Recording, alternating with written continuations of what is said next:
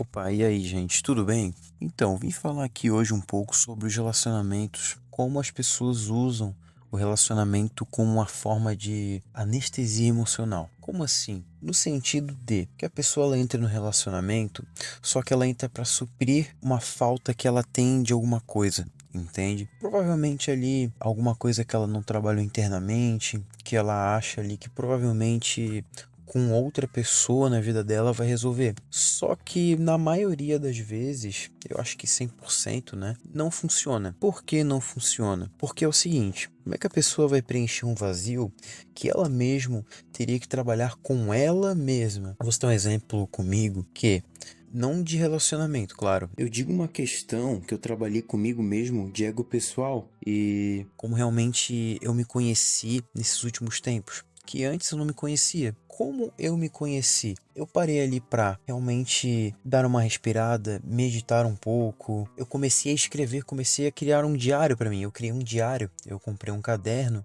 e comecei a escrever. Isso foi uma coisa que me ajudou muito, escrever, porque eu coloco o que eu sinto ali no caderno de forma totalmente dinâmica, né? É uma forma realmente de descarregar o que eu penso. E isso, querendo ou não, organiza a mente.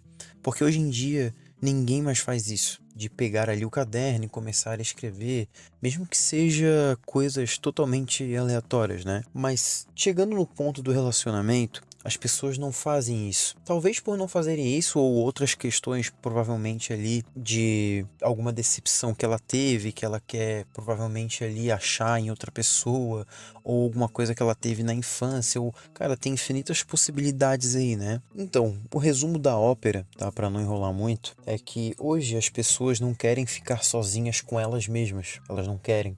Elas querem que outra pessoa preencha esse vazio que elas deveriam preencher com elas mesmas.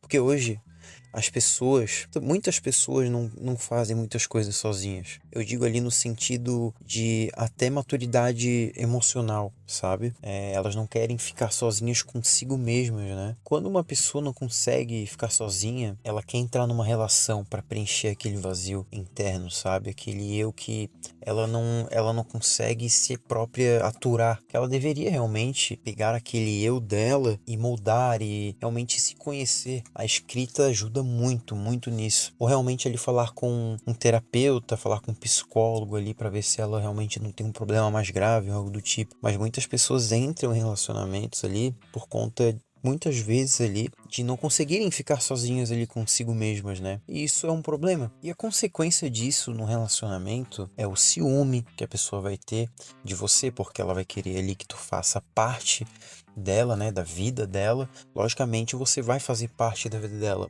mas eu falo no sentido de qualquer coisa que você fizer, que você queira e tenha vontade de fazer, ela vai querer fazer junto com você. E isso no relacionamento é muito prejudicial, porque cada ser humano tem que ter a sua própria vida, né, ali sozinha. Cada ser humano tem vontades próprias e muitas das vezes a pessoa não vai querer fazer aquela mesma coisa que a outra pessoa quer fazer. Muitas vezes a pessoa escolhe alguma coisa ou outra por conta da outra pessoa. Não tô falando que também isso é errado.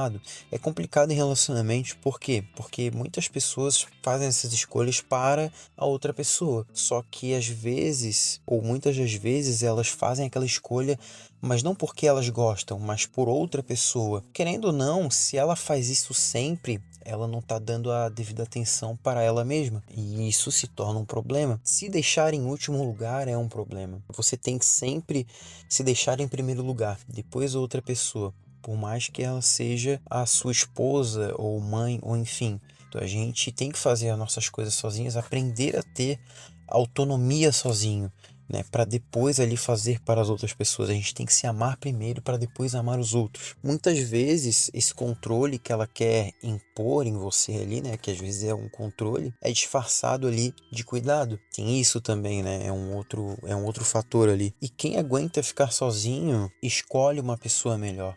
Automaticamente tu vai escolher uma pessoa melhor.